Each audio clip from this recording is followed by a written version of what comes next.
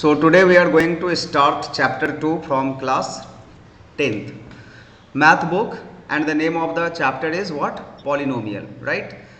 So what is polynomial? Polynomial already we all have studied in the previous class, that is class 9. So what is polynomial?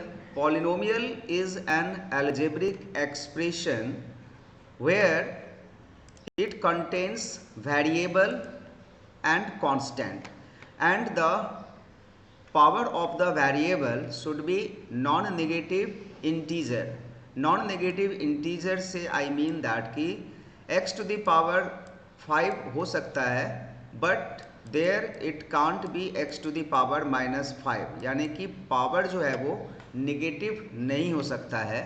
As well as यहाँ पर जो mathematical operations है दो terms के बीच में, वो plus minus multiplication या फिर डिवीज़न भी हो सकता है, लेकिन डिवीज़न में मेक श्योर कि जो वेरिएबल है वो डिनोमिनेटर में नहीं होना चाहिए. यानी कि अगर 2/x है so that won't be a polynomial, right. तो ये है पॉलिनोमियल का डेफिनेशन. नाउ सेकेंड टॉपिक आता है यहाँ पर कि degree of a polynomial. What is called degree of a polynomial? So degree is the highest power of the variable in that particular polynomial or an algebraic expression. For example, if I write here 3x square plus 4x plus 7, so this is a polynomial in one variable and the variable is x, where we can see that the highest power is 2, and so that the degree of this polynomial will be 2. So this is called degree of the polynomial, which we have already studied in the previous classes. These are few examples which are not the polynomial. Why? Because here we can see that 1/x minus 1 is there, and clearly x is a variable which is in the denominator. And according to the definition of polynomial, जब division होता है तो variable can not go, मतलब variable से हम लोग divide, अगर division कहीं पर है एल्जेब्रिक एक्सप्रेशन में, then that won't be a polynomial. इसी तरह से root x plus 2 also is not a polynomial, because root x को जब हम लोग सिंप्लीफाई करेंगे then this will be x to the power 1/2. So यहाँ पर जो पावर है this is fraction not integer, तो this is also not a polynomial. And similarly the next one is also, this one is not a polynomial. So hope जो polynomial का जो basic चीज़ है वो अभी तक क्लियर हो चुका होगा. Now we will talk about the type of polynomial. So यहाँ पर हम लोग 2-3 तरह के पॉलिनोमियल के बारे में पढ़ेंगे. Among that the first one is linear polynomial, the second one is quadratic polynomial, and the third one is cubic polynomial. Now what is linear polynomial? So polynomials are categorized as per their degrees. If the degree of the polynomial is 1, then that polynomial is called what? That polynomial is called a linear polynomial. If the degree of the polynomial is 2, then that polynomial is called a quadratic polynomial. And if the degree of the polynomial is 3, then that type of polynomial is called a cubic polynomial. For example, this is a type of linear polynomial, and this is a type of quadratic polynomial because here the degree is 2, the highest power, and this is a type of cubic polynomial. तो cubic polynomial का जो example है वो यहाँ पर दिया हुआ है नेक्स्ट पेज में. So this type of polynomial is called cubic polynomial. Why? Because here the maximum power of the variable is 3, so that the degree of the polynomial is 3, and that's why it is a cubic polynomial. Now the most important things of this chapter we will discuss, and that is zero of the polynomial. What is called zero of the polynomial? Zero of the polynomial is the value of the variable of that polynomial for which the value of entire algebraic expression comes zero. So this is the simple language जिससे हम लोग zero of the polynomial को समझ सकते हैं.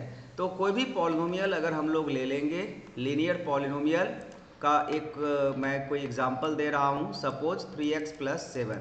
So 3x + 7 is a linear polynomial because here the degree of this polynomial is 1, and to find zero of the polynomial or to know the zero of the polynomial, we have to find such a value, or we have to assign such a value of this variable x for which the value of the entire expression comes 0. तो इसके लिए फिर एक अलग से सा process है. इसको निकालने के लिए what we will do, we will equate 3x + 7 = 0 और इसको जीरो कर देंगे. And now using the concept of linear equation जो हम लोगों ने क्लास 7 में पढ़ा हुआ है, तो उस नॉलेज के बेस पर we can easily find x का value here -7/3. So what we are observing here कि for x = -7/3 is the zero of the polynomial. और लीनियर पॉलिनोमियल में क्या होता है ना कि वेरिएबल का जो वैल्यू आता है, आंसर आता है, वो एक आता है. That means the zero of the polynomial is 1 here. और जब क्वाड्रेटिक पॉलिनोमियल को we will solve, then the answer will come 2, यानी कि जीरो ऑफ द पॉलिनोमियल जो है वो उसमें 2 आएगा, और क्यूबिक पॉलिनोमियल में जो जीरो ऑफ द पॉलिनोमियल है 3 आएगा, यानी कि जो वेरिएबल है उसका आंसर 3 आएंगे.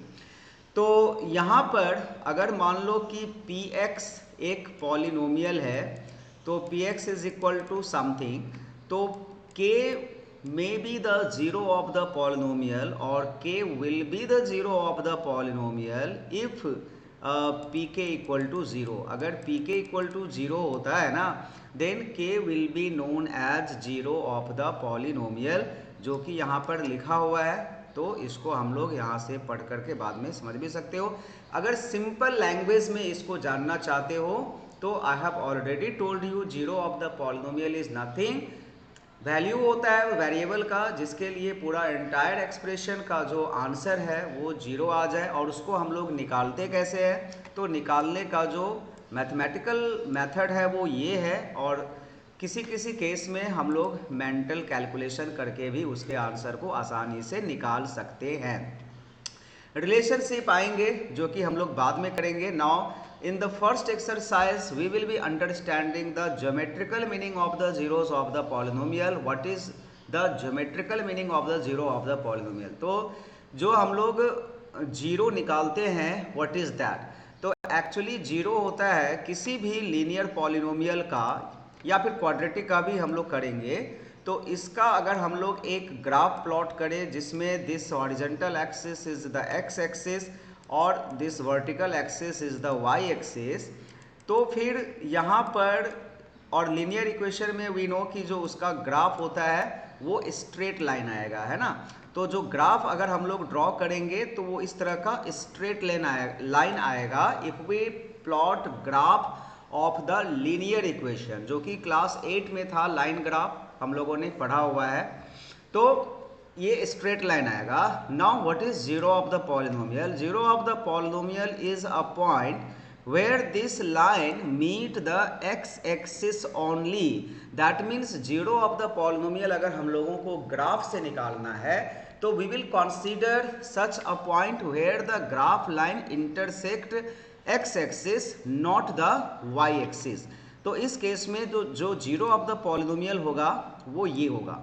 नाउ अगर इक्वेशन क्वाड्रेटिक हो तो क्वाड्रेटिक इक्वेशन का अगर हम लोग ग्राफ प्लॉट करेंगे तो क्वाड्रेटिक इक्वेशन का ग्राफ कुछ इस तरह से आएगा, ऐसे करके आएगा, या फिर ये जो ओपनिंग है जो अभी डाउनवर्ड है वो ऊपर की तरफ भी इस तरह से भी हो सकता है। इस शेप को हम लोग कहते हैं पैराबोला। तो शेप का नाम है पैराबोला, जो कि हम लोग थोड़ा हायर क्लास में इसके बारे में डिटेल में पढ़ेंगे। अभी सिर्फ ये जानना है कि अगर क्वाड्रेटिक इक्वेशन को हम लोग ग्राफिकली रिप्रेजेंट करें, हालांकि इसका करना नहीं है, ये आएगा नहीं, इसमें फर्स्ट एक्सरसाइज में कुछ ग्राफ ऑलरेडी प्लॉटेड है जहाँ से हमें जीरो ऑफ द पॉलिनोमियल निकालना है। तो वी कैन सी हियर कि ये जो पैराबोला है, यानी कि जो ग्राफ है क्वाड्रेटिक पॉलिनोमियल का, वो एक्स एक्सिस को इस दोनों पॉइंट पर इंटरसेक्ट कर रहा है, एंड सो दैट जो इसका जीरो होगा वो ये होगा और एक ये होगा। तो एक ये होगा का मतलब है, कोऑर्डिनेट मैं नहीं बोल रहा हूँ, यहाँ पर x का जो वैल्यू है, x को जिस पॉइंट पर ये इंटरसेक्ट कर रही है ये पैराबोला, वो x का वैल्यू जो है वो आंसर होगा। तो इस बेसिस पर जो फर्स्ट एक्सरसाइज है उसका आंसर हम लोग फटाफट कर लेते हैं, और ये कुछ एग्जाम्पल यहाँ पर दिया हुआ है। This is a quadratic polynomial जो कि पैराबोला शेप में देख रहे हैं। ये opening either it will be upward और डाउनवर्ड, ये हो सकता है। देखो यहाँ पर लिखा हुआ है क्लियरली कि अपवर्ड लाइक दिस और downward like this, and the name of this is what, parabolas, right. तो पैराबोला के बारे में सिर्फ नाम जानना है अभी, और बाकी कुछ नहीं जानना है। तो अभी चले आते हैं हम लोग एक्सरसाइज में, और इतना समझने के बाद आई थिंक दैट कि you can easily say the answer. So this is exercise 2.1 where it is asked that the graph of y equal to px are given in figure 2.10 below. For some polynomial px, find the number of zeros of px in each of the case. So clearly here we can see that as this graph line is not intersecting the x-axis, so here will be no zeros. So for this graph we will write there is no zeros as the graph line is not intersecting the x-axis. Now for this graph we can see that the graph line is intersecting the x-axis at one point. तो हम लोग यहाँ पर zero निकाल नहीं रहे हैं, सिर्फ ये लिखना है कि कितना जीरो है, number of zeros. So for this graph the number of zeros will be 1. Why? Because the graph line is intersecting the x-axis at one point. Now for this graph number of zeros will be how many? See here, this is 1 0, this is 2 0, and this one is 3 0. So the answer is 3. For this graph there are 2 0. For this graph 1 2 3 and 4 4 0, and for this graph 1 2 and 3 3 0. So like this we can write the number of zeros for all the graph which are given in exercise 2.1, and hope the exercise 2.1 is clear now. Now we will understand the next part of this chapter, and that is relationship between zeros and coefficient of a polynomial, जिसका जो sums है वो next exercise में है 2.2 में. So now if we assume that कि there are two zeros of the given polynomial, one is alpha and another is beta, तो ये अल्फा को हम लोग इस तरह सिंबल में लिखते हैं और बीटा को हम लोग इस तरह से लिखते हैं. तो कोई भी एक पॉलिनोमियल है जिसका दो नंबर ऑफ जीरोस है, एंड ऑब्वियसली जो पॉलिनोमियल है वो क्वाड्रेटिक पॉलिनोमियल ही होगा, क्योंकि यहाँ पर दो जीरोस हम लोग ले रहे हैं, है ना. तो फिर जो रिलेशनशिप है बिटवीन जीरोस एंड कोफिशिएंट, तो इसके लिए मुझे वो पॉलिनोमियल भी लिखना पड़ेगा. A x square plus b x plus c. तो ये जो है ना क्वाड्रेटिक पॉलिनोमियल है, एक स्टैंडर्ड क्वाड्रेटिक पॉलिनोमियल है. तो a x square plus b x plus c, जिसका दो जीरोज आ गया, एक आ गया अल्फा और एक आ गया बीटा. तो रिलेशनशिप होता है सम ऑफ द जीरोज, यानी कि alpha plus beta is equal to minus b upon a. ये रिलेशन हम लोगों को वेरीफाई करना होगा और ये होता है। अगर ये नहीं आया तो कहीं पर कुछ मिस्टेक है। जीरो निकालने में हमने जीरो करेक्टली नहीं निकाला होगा, तब जाकर के ये रिलेशन मैच नहीं करेगा। अगर हम लोग जीरो करेक्टली निकालेंगे तो ये रिलेशन जो है वो हैज़ टू मैच, और वो मैच करेगा भी। ठीक है। और अच्छा, इसको अगर हम लोग इस फॉर्म में लिखें तो ये हो जाएगा माइनस, एंड बी किसका कोफिशिएंट है? एक्स का कोफिशिएंट है। तो जो बुक में हम लोग देखेंगे वो इस फॉर्म में लिखा हुआ है, coefficient of x divided by a किसका कोफिशिएंट है? एक्स स्क्वायर का है। तो coefficient of x, coefficient of x square, coefficient of x square. तो ये हो गया relationship between zeros and its coefficient of the polynomial. दूसरा एक होता है प्रोडक्ट ऑफ द कोफिशिएंट, जिसे हम लोग डिनोट करते हैं अल्फा बीटा से, और ये होता है c by A. Now what is c here? c is the constant term. c is what? c is the constant term। तो यहाँ पर कांस्टेंट टर्म ऊपर में आ गया और a जो है वो कोफिशिएंट ऑफ एक्स स्क्वायर नीचे में आ गया। तो ये जो रिलेशन है ये हम लोगों को रखना पड़ेगा याद, क्योंकि इसी रिलेशन को हम लोग वेरीफाई करेंगे जो सवाल यहाँ पर दिया हुआ है। अच्छा, alpha beta gamma cubic polynomial के केस में आते हैं, तो जब हम लोग उससे रिलेटेड सवाल को बनाएंगे तो ये उसी टाइम में एक्सप्लेन करूंगा, जो कि अभी स्क्रीन के ऊपर तुम देख रहे हो, alpha plus gamma, alpha beta beta gamma. तो ये जो है ना, ये क्यूबिक पॉलिनोमियल के लिए है जिसमें 3 रूट्स आते हैं, यानी कि 3 आंसर आते हैं। अब चले आते हैं यहाँ पर क्वेश्चन में, जो कि है exercise 2.2, find the zeros of the polynomial, quadratic polynomial, and verify the relationship between zeros and the coefficient. And the first question is x square minus 2x minus 8. So the first question of the polynomial this exercise is x square minus 2x minus 8. So that here px, that means the px is representing polynomial here. तो px is equal to यहाँ पर दिया हुआ है x square minus 2x minus 8. And first we need to find zero of the polynomial, and after then we will verify the relationship between zeros and its coefficient. Okay, fine. So to find zero of the polynomial, to find zeros of the polynomial, zeros of the polynomial,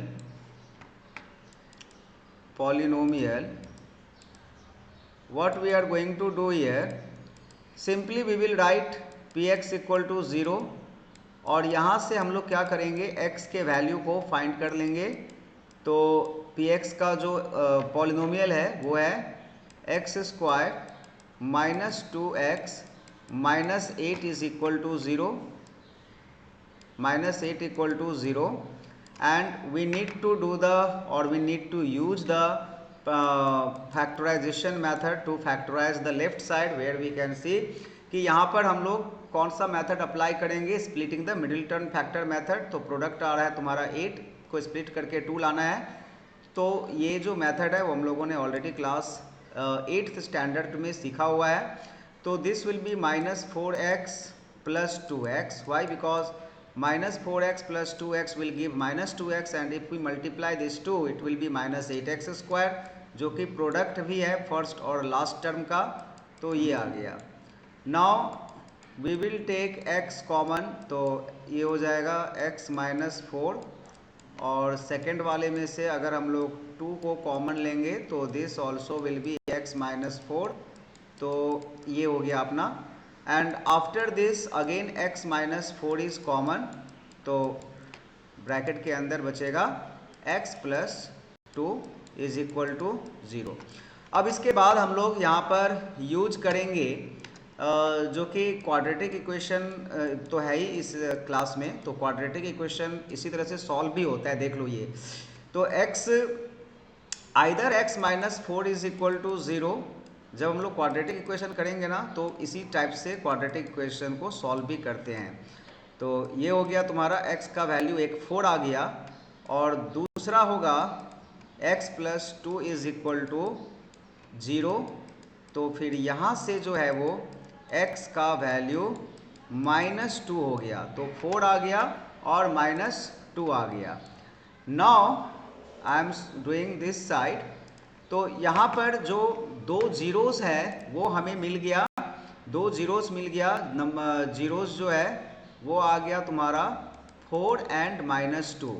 in terms of alpha beta you can say that कि alpha is 4 and beta is -2। तो answer तो तुम्हारा ये एक निकल गया है ना, ये एक फर्स्ट आंसर था कि जीरोस निकालना निकल गया। Now we will find the और we will show the relationship.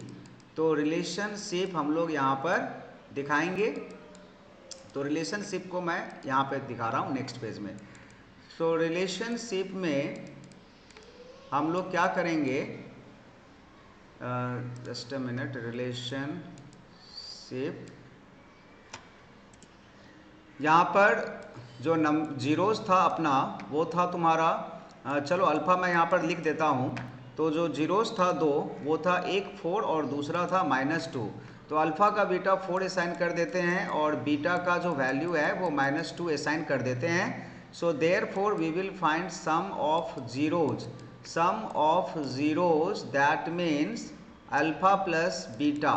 तो अल्फ़ा प्लस बीटा का वैल्यू हम लोग निकालेंगे यहाँ पर। तो अल्फ़ा का वैल्यू क्या है 4 और बीटा का वैल्यू क्या है -2। तो 4 और -2 हो जाएगा तुम्हारा 2 और डिनोमिनेटर में कुछ भी नहीं है तो 2/1।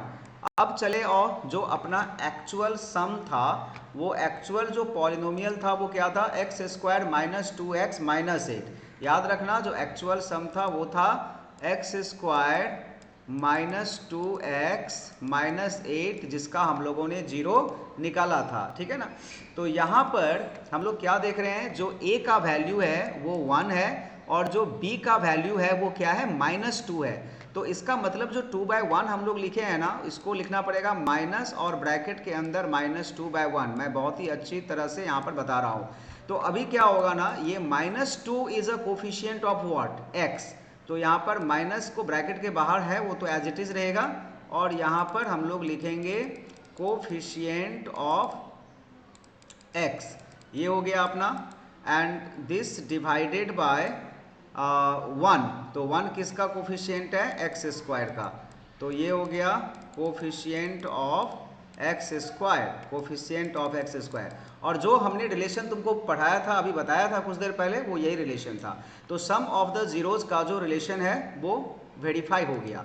Now we will verify product of the zero, product of zeros, okay. तो जो कि होता है अल्फा बीटा। तो जो फर्स्ट जीरो था वो क्या था, 4 था एंड द सेकेंड वॉज -2। तो 4 × -2 जो कि होता है -8। तो -8/1 कर दो। तो -8 was what, constant term divided by coefficient of x²। तो इस तरह से जो है वो हमने रिलेशन को शो करना है, रिलेशन को दिखाना है। तो जो सम ऑफ द जीरोज था and product of the zeros था, वो इस तरह से हम लोग रिलेशन दिखाएंगे। तो ये तुम्हारा 1 नंबर सवाल पूरा का पूरा कंप्लीट हो गया। And that's all for today's class. और जो बचे हुए सवाल हैं वो हम लोग नेक्स्ट क्लास में करेंगे, दैट मीन्स नेक्स्ट वीडियो में वो आएगा। That's all.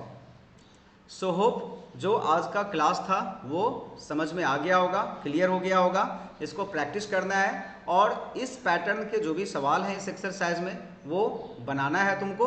और जो भी और काफ़ी इसमें ज़्यादा सवाल है तो 2-3 सवाल जो है वो हम लोग और नेक्स्ट क्लास में करेंगे। तो मैं क्लास को यहीं पर एंड कर रहा हूँ। That's all, thank you everyone.